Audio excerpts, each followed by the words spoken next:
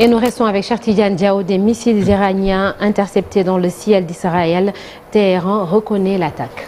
L'Iran qui a lancé ce mardi une attaque massive contre Israël à l'aide de missiles balistiques. La plupart des engins ont été interceptés, notamment dans le ciel de Jérusalem et de Tel Aviv, mais 2 blessés légers ont été dénombrés.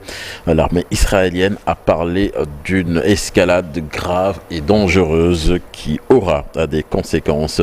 Téhéran se dit prêt à frapper toutes les infrastructures d'Israël si l'État hébreu riposte.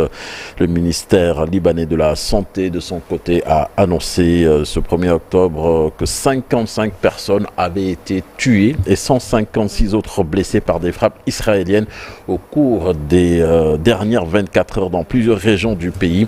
L'unité de gestion des catastrophes avait annoncé avant la publication de ce bilan quotidien que 1873 personnes avaient été tuées au Liban depuis qu'Israël et le Hezbollah ont commencé à échanger des tirs courant octobre 2023, dont plus d'un millier depuis le 23 septembre dernier.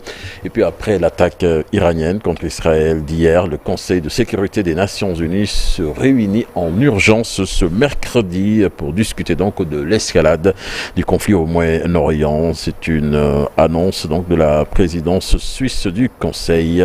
Nous avons programmé, dit-elle, une réunion à 10h heure de New York, 14h GMT, donc a précisé la présidence. Pour terminer, Nathan, la Tunisie, déjà placée en détention et successivement condamnée à 20 mois puis 6 mois de prison pour falsification de documents, Ayachi Zamel a de nouveau écopé d'une peine de 12 ans de prison ce mardi en Tunisie.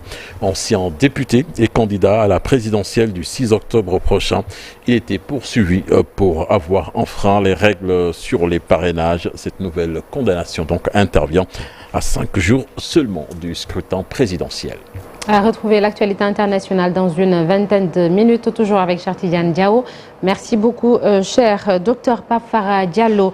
Il est enseignant-chercheur en sciences politiques à l'université Gaston Berger de Saint-Louis.